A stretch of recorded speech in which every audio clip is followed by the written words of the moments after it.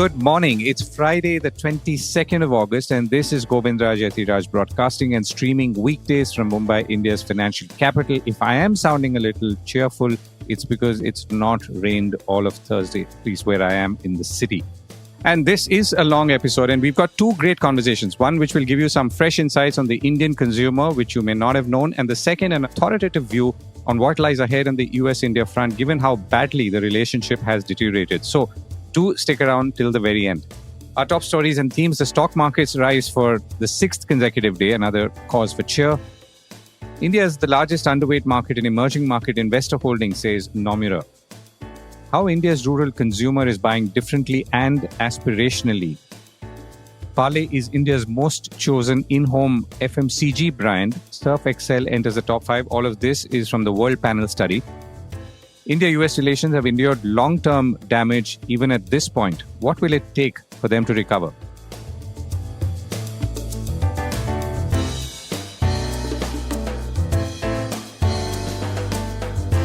This is a core report with Govindraj Ethiraj. Let's look at Wall Street. The decibel levels around a possible tech bubble on Wall Street are rising again. Now, there are always two counter views. But interestingly, the first one comes from none other than Sam Altman, founder of OpenAI and CEO, and the man behind ChatGPT, who talked about an AI bubble forming a few days ago. He stands by its importance, which is the importance of AI and what it could do, but he still feels there's a bubble, presumably referring to the valuations.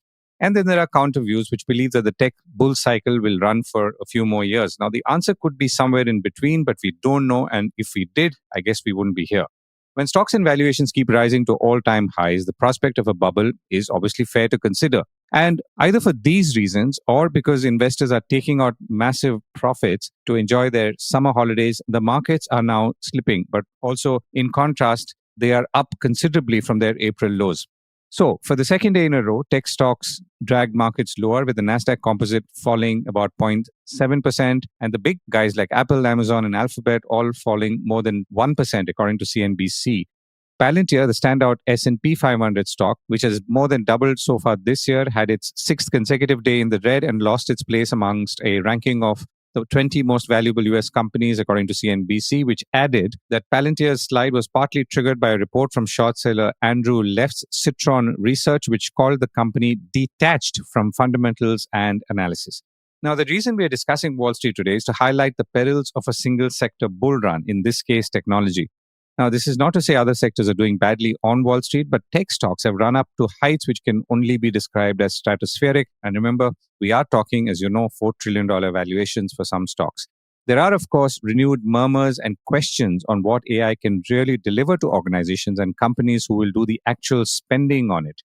So India's disadvantage is an advantage in contrast. Overall corporate earnings have been weak, though there is some prospect of a pickup thanks to potential goods and services tax or GST rate cuts, which will help consumer product companies and auto companies, amongst others. The problem, of course, is foreign institutional investors who continue to sell, though maybe at a slower clip than other times.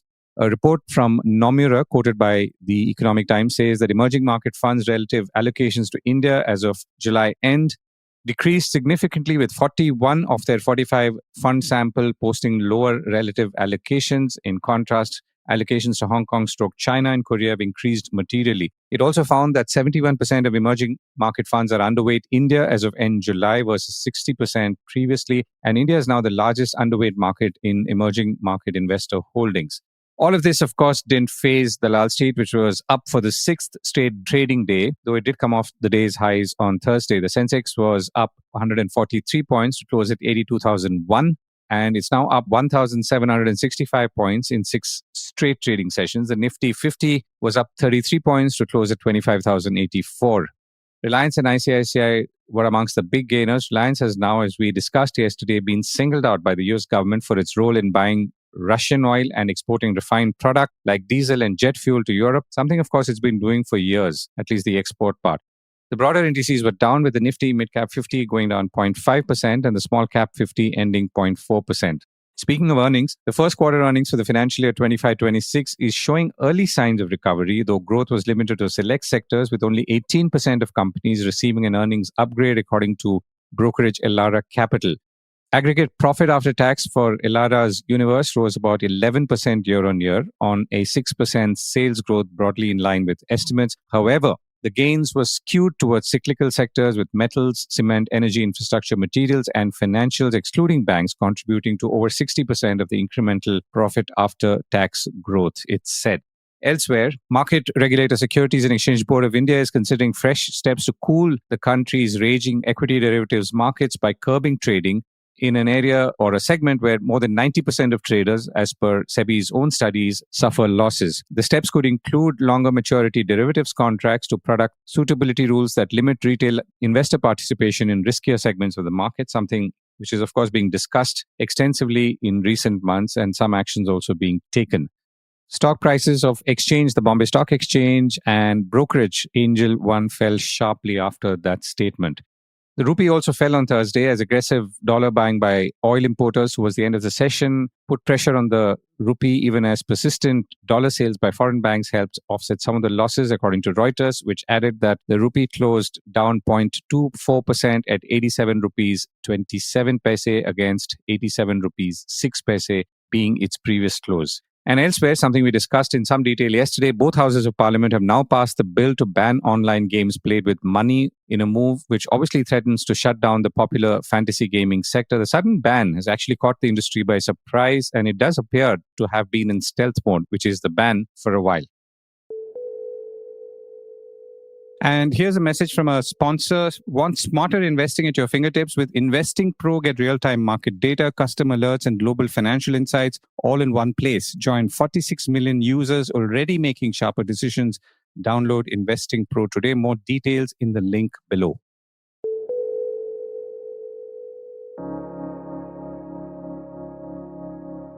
The overall fast-moving consumer good market saw a slowdown in volumes in the year ended May 25, according to Worldpanel by Numerator, which released the 13th edition of its annual Brand Footprint India report yesterday. The market saw an increase in value terms, among other reasons driven by price increases. The Brand Footprint report is Kantar Worldpanel's annual ranking of the most chosen FMCG brands worldwide, and it uses a metric called consumer reach points to measure and compare the success of brands across different markets and regions. So the big development in this report for the last year is the rural consumer as studied over a longer 4-year time frame. The report says that even categories which can be distinctly classified as discretionary have shown a sharp increase in terms of penetration. And this includes items like liquid fabric wash, juices, insecticides, feminine hygiene products, all of which have shown penetration increases which are significant. There's much more, of course. Parle is India's most chosen in-home FMCG brand, and it continues to hold that position for more than a decade now. Surf Excel has entered the top 5. The other brands in the top 5 are Parle, of course, followed by Britannia, Amul, Clinic Plus, which may surprise some of you, and then Surf Excel. I reached out to K Ramakrishnan, Managing Director of South Asia Worldpanel by Numerator, and I began by asking him what were the big differences this year, given that they had shifted methodologies somewhat. So the fundamental reason is what I would simply put in one word as de-averaging. Averages tend to mask a lot of realities. I mean, when you look at an average growth of this FMCG category, India is not one country. It's a bunch of countries rolled into one. So to that extent, it's difficult to paint one single picture of India altogether. So therefore, we say that we have to start looking at it as clusters within India and see, are there opportunities for growth? Why should we look at a complete picture where we're saying the growth is slowing down? Can we look at opportunities for growth? And these opportunities for growth may not merely be geographic in nature. It's not just north, south, east, west. It can even be by the class of people that we're addressing. It can be by the class of towns that they live in. So we broke India into multiple sectors like this and saw where there are opportunities for growth and what are some of the trends that we're able to see. That's the whole purpose of de-averaging India to find details and pockets of growth. Is this a radical departure from the past or a minor departure from the past and the previous methodologies of assessment? It's actually not a departure at all, if you ask me. It is just a newer way of looking at it with little more microscopic in terms of eyes, granularity, looking at it with granularity. I won't say it's a departure. There are some organizations which do this in their own way. But is there a way in which we can look at the whole of FMCG like this? That's the only reason why we try to do this. And just another sort of allied question. What is it that you felt you were clearly missing in previous approaches as opposed to this one? Yeah, so one thing that was missing was the pockets of growth vary not only on the basis of geography, not only on the basis of town class, but also on types of category. So what is a growth trajectory for one category in one particular cluster need not reflect in other categories. So therefore, each cluster has to be looked at by each category to see where are their growth. So that is what perhaps was missed earlier. So you tend to look at South as a big market and let's go South. Rather than that, can it be South, million plus towns among these audience seems to be a big market. So today's media allows you to sharp focus on these people as well. So this kind of a look allows you to measure the impact of the investments or the promotions or whatever you have done in terms of marketing actions around these particular target groups. Right. So tell us about the findings from this latest round, that's the 2025, and the affluent class versus urban middle, masses, and rural. So what's standing out, and what are the categories that are doing differently as you're approaching it now in this form? So what it definitely tells me is something about rural. In terms of rural, if you see, we have made a comparison of two different time points, 2021 and 2025. And we see that even categories which can be distinctly classified as discretionary have shown a sharp increase in terms of their penetration. And this includes things like liquid fabric wash, juices, insecticides, feminine hygiene products, all of them showing penetration increases fairly significantly. Of these, feminine hygiene I would attribute to some extent to a lot of government action in terms of promotion of feminine hygiene, etc. But rest of the categories, juices, for example, or let's say fabric conditioners, for example, can be clearly classified as discretionary, right? And these 4-year period of 21 to 25 have seen as many uncertainties that you can ask for as are there. Like there have been inflationary periods, there have been hyperinflationary periods, and there have been cool down periods. But despite all of that, the penetration is growing. So therefore, there is a distinct need and propensity to consume in the rural consumer. All that requires is an enabling of that. And that enabling seems to come through pack sizes at this moment. There could be others that need to be explored. So that is one big thing that we learned from this. Second thing that we notice is that convenience as a vector of growth seems to be all pervading, whether it's affluent or masses, urban or rural. Everywhere we see convenience as an angle that is really, really showing a sharp levels of growth. Now, the extent to which this drives growth can vary depending upon which particular cluster you're addressing. But as a single vector, if you ask for one thing that grows across, it seems to be convenience. So that's why you see convenience foods growing, convenience products, including the liquefaction of some of the personal care products and home care products. All of those are on the top of this angle called convenience. So all we are saying is don't just look at it as what we have indicated as clusters. There could be cluster suggestions from you, from the media, from clients, and we can look at any which way and cut India and look at the data in a different way than we have done before. Right. And if I were to say the top line from trying to now understand how the consumer products industry has done in the last year and maybe this year, calendar, what would you say are the takeaways? I mean, one thing that you see that's highlighted is clearly volume growth that's slowing down. Okay. Volume growth has slowed down, yes, but the value growth is sharply increased. So to that extent, what's happening is that is a reflection of price increases, inflation, and all of those things. So that is definitely happening. At the same time, if you, like I said earlier, if you're able to cluster it down into various groups, you are seeing pockets of growth even in volume in specific categories in specific markets. So therefore, it's very difficult for me to encompass that into a 2-minute statement. But if you look at that whole deck, it gives you a complete picture of where the growth is. Yeah. Okay. And can you build on that a little more? When what kind of categories have seen volume going down and which ones have gone up? Okay. So if you look at the broad consumer FMCG basket, it is heavily led by food. And food is where the growth is not sufficient. Personal care continues to grow 7-8%. Home care continues to grow. In fact, home care faster, in fact. So those are categories where marketeer actions, packaging actions, promotion actions, pricing actions, or even content actions are causing a meaningful difference in terms of consumption and consumption behavior. Food is where there seems to be some level of pressure, especially for the listed companies, so to speak. I mean, if you read the commentary or if you've heard the commentary of companies around their quarterly performances, they tend to keep talking about an urban tightness. But if you look at it a little closer, there is urban tightness for the listed companies, but there is no urban tightness for the urban consumer, which means that there is a certain level of trading down which is happening, which is from the listed companies to a local brand or a local brand to even unbranded. In any case, in India, it's always going to be a combination of branded, unbranded, and small brands, right? So this balance keeps changing depending upon how the food inflation moves or how any of the other indices move. So from that point of view, urban tightness is not that much of an issue that there is because there is consumption. It is the action from the marketers which needs to move them up from being unbranded to branded or from small brands to the bigger brands. That's the action that is required. And you're saying food is what is shifting the needle, so to speak, or moving the needle when it comes to large consumer product companies? I mean, obviously, they all have high food portfolios or presence of food in their portfolio. So if it were not to be food, you're saying things would have been different? Yeah, if it is not food, the growth rates are higher. I mean, if you look at personal care or home care, definitely it is higher. And even within foods, if you see, it is the staples which are growing lesser.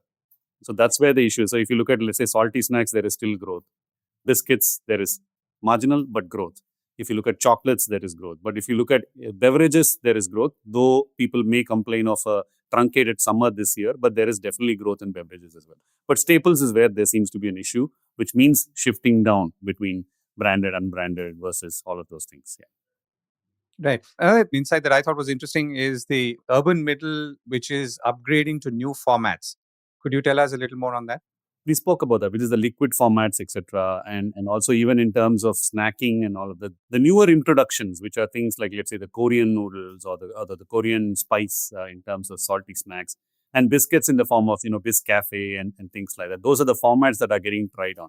I mean, there is one part of the report which talks about out of home, right? So if you look at the out of home consumption, out of home tends to be a kind of bellwether for food products. If you start consuming something more out of home, it will ultimately find its way inside the home as well. So if you look at the growth, the incremental volume, a very, very large part of the incremental volume in out-of-home consumption seems to come from new launches, right? So it highlights or underscores the need for new launches. In fact, it's as much as 100% in chocolates and as much as about 80% in salty snacks. So therefore, that many launches. Compare that to biscuits, the number of new launches has been the same as last year in biscuits, whereas in the rest of the categories, it's almost twice. So what happens is, when you go out of home and start consuming something in terms of food, first of all, you tend to be highly experimentative. So to that extent, you are willing to try the new launches, and that to some extent finds you growth. And if that experimental attempt at or tasting something tends to interest you, it finds its way home.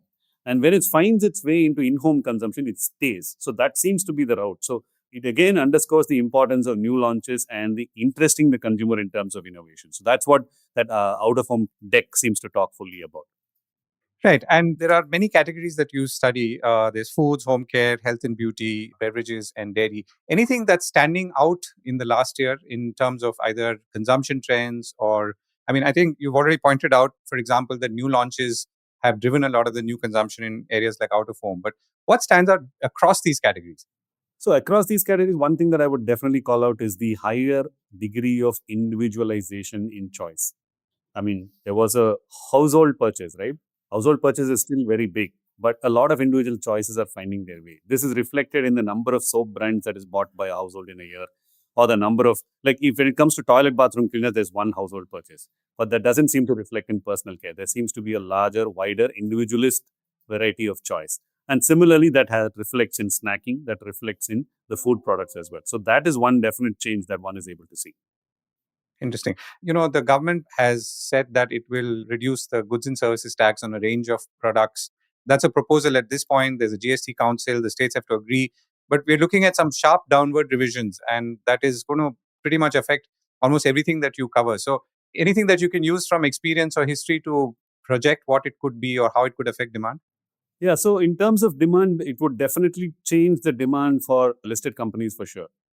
Because if the GST comes down, hopefully the drop in GST will get passed on to the consumer in full, which means the difference in pricing between a product offered by a listed or a larger company versus what is offered by a local company or an unbranded company, the gap will diminish. If the gap diminishes, it definitely benefits these brands and things like that for sure. On the other hand, it is quite possible that if the GST levels are low, it might bring newer players into the GST bracket itself and make it even. But nevertheless, if you look at the larger scheme of things, who's going to gain more definitely will be the bigger and larger players if the GST rates come down. Because the level of conversion from unbranded to them or from smaller brands to the larger brands is going to be on a slightly higher level if the GST rates come down as promised. And again, going by history or your experience, do people tend to buy more? And if so, in what categories? Because a lot of what you've said so far is really things that we would consume either ways in different categories. So what would we really consume more? Maybe food, but what would we really consume more because prices are low? Again, the question is more about the Indian consumer and historically how she or he has behaved.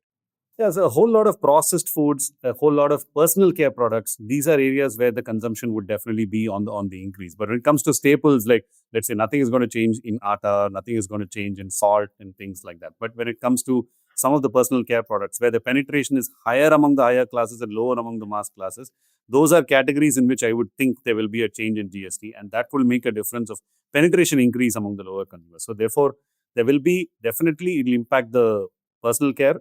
It will definitely impact processed foods and convenience foods in a big way. Rapki, thank you so much for joining me. My pleasure. Yeah, thanks, Govind. The full interview, and there is a full one, is currently live for our YouTube members and will be published at 2 p.m. today. You can join the Core Insiders membership for an early access to this podcast and the video version, and also stand a chance to get your questions featured or answered on the weekend edition. So see you there. The chill factor. A chill is setting in that will take a long time to recover in the India-US relationship, according to Ashok Malik, newspaper columnist and a partner at the Asia Group and former policy advisor, additional secretary to India's Ministry of External Affairs until about 3 years ago. Over the past few weeks, the India-US relationship has near imploded, and the relationship will take a long time to recover to the levels of political trust it has been used to over the past 20 years, Malik has argued in a column last week in the Economic Times. I reached out to him and I began by asking him how one should view his assessment from a business lens, particularly since businesses have been hoping for some resolution and a return, perhaps hope against hope, to the world before April 2nd, when Trump announced, or rather first announced, his reciprocal tariffs. While that is indeed in the rearview mirror now, what does the future hold? I'd like to focus on the economy as well, because the politics is only important for the economy insofar as it affects the economy. Otherwise, it's just background noise. Two things here. One, the tariffs. Frankly, if you go above 50%, you can make it 500%. It doesn't matter, because exports that are not viable at 50% or even 25%, then there's no ceiling on what tariff you want to impose. It doesn't really matter. There are three sectors which are going to be affected. Thankfully, India's merchandise export exposure to the US is limited, unlike many other Asian countries. Having said that, either you're there or you're not there. If you're involved in that export market, you're going to get hit. The three sectors which are affected immediately, which are gems and jewelry, largely in the Gujarat region, but not exclusively there, shrimps and fisheries, which is in the Andhra Pradesh region, and garments and textiles, which is everywhere from Haryana to Noida, or Gurgaon to Noida, but largely in Tamil Nadu. There is pain coming for these three sectors should the tariffs persist. Now, how can the tariffs be mitigated? Of course, there are long-term strategies, other markets, but that's all in the long term or medium run. In the short run, there will be pain. The government will need to find a mechanism, including fiscal incentives, to mitigate that pain, but some of that pain is going to be there.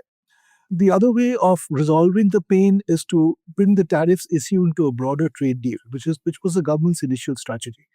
The Indian trade offer, the numbers the US trade negotiators and Indian trade negotiators closed with, the package they closed with, has been lying in the White House, waiting clearance or some sort of a comment, positive or negative, for a few weeks now.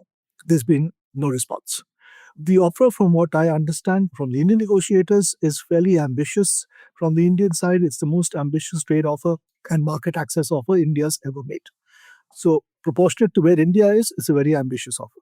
It opens up sections of the agriculture market, largely fruits and types of nuts. It opens up the prospect of energy diversification and imports from the US. It opens up a gamut of US commodities, including a variety of chemicals and industrial intermediates which can be used for manufacturing in India. It gives the US a decided and near permanent strategic and market access or tariff advantage in India. For whatever reason, President Trump is not convinced. This is why the politics comes in, because it is felt both in India and by USTR insiders who have this appreciation that the rejection or non-acceptance of the Indian offer or of the trade deal that's been negotiated is not on merits. There is something more at play here. Something political, something strategic, maybe something personal. I don't want to guess. I don't know. So when you say, can we distinguish the politics from the economics? In an ideal world, yes. But given where we are with the US, it's not going to be simple. Right. So just to go back to the headline once again, when we say that it's setting in, which will take a long time to recover. So now when you say that, are you saying that even if, let's say, one is the 25 additional percent tariff or the penal tariff for importing Russian oil, if America walks back on that and we are back to 25%, which of course is damaging in any case, you're saying that the chill will continue is really what I'm trying to understand. Look, if America walks back, this is all theoretical for the moment because there doesn't seem to be a sign of it. If it walks back from the 25%, then it's delinking India from its accusations that India is funding or the oil trade from Russia is funding the Ukraine war, which is frankly bizarre and exaggerated and ignores a number of other countries, including European countries or including America itself, which continuing a flourishing trade in certain commodities, both direct and indirect, with Russia. Even if you remove that, then you're back to 25% and going back to the trade deal between India and the US, which could further reduce to 25% to something more manageable and create a win-win situation. Now, that is certainly a possibility. And even if you don't have that trade deal, even the 25% remains or the 50% remains, there's still a lot of business engagement between India and the US on technology and services, in a number of pharmaceuticals, iPhones, which remain outside the tariff ambit for the moment. Both electronics and pharmaceuticals, yeah. Absolutely. And you and I are old enough to remember a period in the 80s or early 90s when political relations between India and the US were not bad, but were not great either. But business was continuing to grow. And that will continue to happen. I think to some degree, both countries or business and industry in both countries, in sectors where there is engagement, see each other as mutually irreplaceable in certain sectors, in sectors where there is engagement. And that will continue. What will be missing is the 20 odd years of bipartisan nurturing of the relationship, and including the economic relationship and the business relationship in both capitals, which certainly gave a fillip to the economic engagement and gave it a certain edge. That has been affected. That's been affected by the sort of rhetoric that has come out of Washington, the recent statements on a variety of issues from security sensitivities that India feels, the whole Russia-Ukraine business, in which India feels correctly that it's been unfairly singled out and blamed. And the White House spokesperson used the term sanctions for India, which, again, is a very strong term.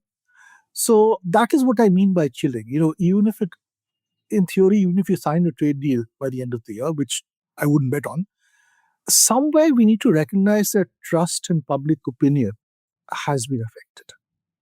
Right. And that's an important point to take note. If I was to think ahead in terms of investing here, in terms of capacity and so on.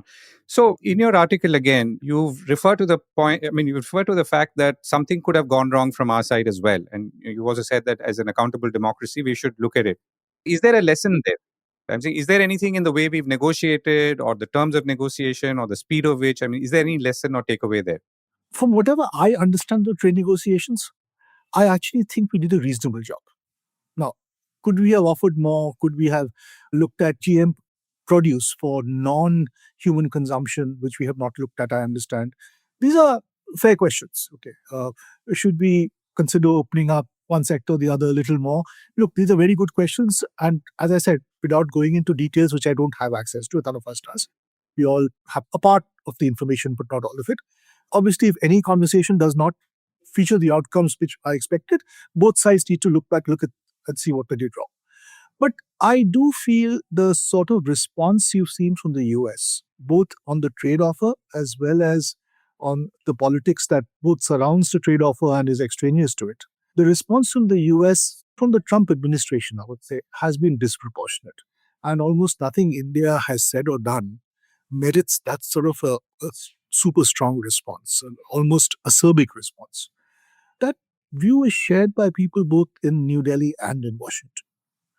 But, I'd like to go back to a point you made earlier about if I was an investor, I'd be looking at those factors when talking India or a business person. Look, there's a difference. This is not the India of the 1970s. There is irritation, frankly, with the Trump administration, with the president's own remarks, and with certain senior officials from the administration and the manner in which they've spoken about India. This is not a hostility to all of America or to American business. And even the government here in Delhi is signaling that it wants to keep economic engagement, and it still sees America as, quite honestly, an irreplaceable economic partner. That goes without saying. So you've also talked about, I'm assuming this is the plan B, which is looking at the India-China-Russia axis. And I have two questions there, and I'll come to both. And then looking at other trade agreements, including speeding up or accelerating EU. We've already signed with UK, hopefully with EU, and then other partners, which I'm sure will happen. So to touch upon the India-China-Russia axis, now obviously we are seeing a lot of action right now. Oil imports continue, which is obviously good for the economy at this point. The China factor is also seeming, I mean, at least the relation seems to have eased up. And therefore, we're looking at more investment partnerships or maybe resuming a lot of things that were otherwise on the back burner. How does this all add up to what's going on in the context of what we are facing with the US? To be honest, some of this would have happened irrespective of where we were with the US and should have happened. So if you look at Russia, for instance, the Russian economy is not the world's greatest economy. But it does have certain commodities that it can offer to India, can be useful for India, as India begins its own manufacturing story. Of course, energy is one. We didn't look at Russian energy earlier. Now there is a bridge, and there's no reason to discontinue on that bridge, even after the Ukraine war ends. I expect, as part of India's energy diversification or the crude oil diversification of our big refining institutions, some of it will continue to come from Russia, as it will from other countries, including the US. That apart, Russia has commodities like coking coal, which India can use. It is a commodity superpower without being a manufacturing superpower. In the case of China, quite honestly, China is a systemic rival. It's also a business partner. This is a dilemma many countries face, not just India. If India is to kickstart its manufacturing aspirations, it will need to engage with China. It will need to buy more components from China. It will need to buy more engineering equipment from China. It will need to buy more tunneling machines from China. As we make more iPhones in India, we buy more components from China. And at some point, the individual component manufacturer will say, let me set up a JV in India, which is also happening. However, post-2020, we need to recognize that Chinese participation in critical sectors of our economy, like telecom or robotics, for instance, or quantum computing or AI, is a no-go area. Even in electric vehicles, each electric vehicle is a data ingester. So having electric vehicles come straight from China with supply chains leading back to China is a concern. But having some Chinese role in, let's say, making batteries in India or something, that, again, if you want to make electric vehicle batteries in India, you look at the Koreans or the Chinese as partners. So it is cautious engagement, but necessary engagement. As for alternative trade deals, I would not say alternative, but complementary trade deals, frankly, we've been a little overcautious on trade for the past few years. We need to open up. The US deal is certainly one opportunity. The trade agreement with the UAE or with Australia are other opportunities. The UK deal has just happened. The EU deal offers itself as an idea.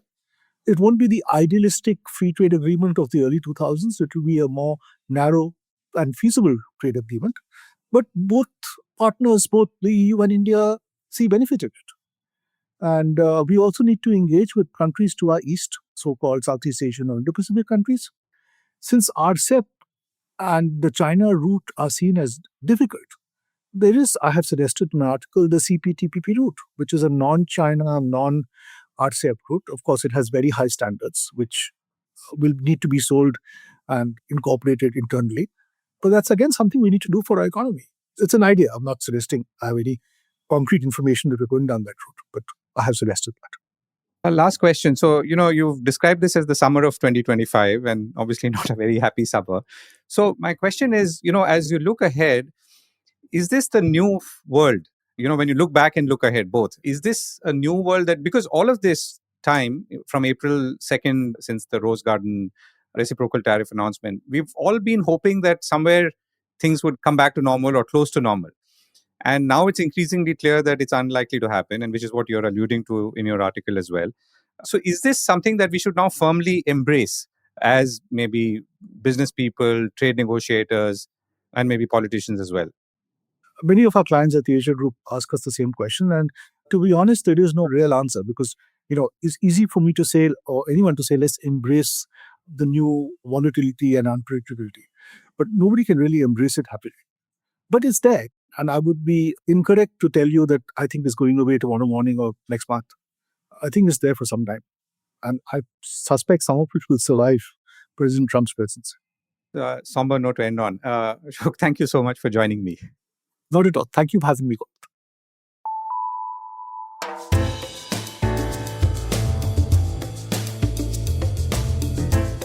That was the Core Report with me, Govindraj Ethiraj.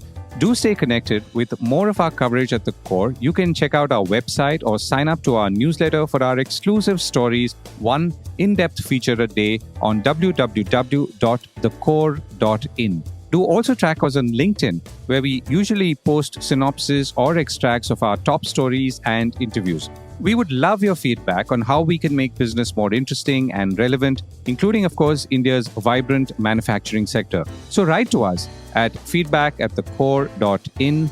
And thank you once again for listening.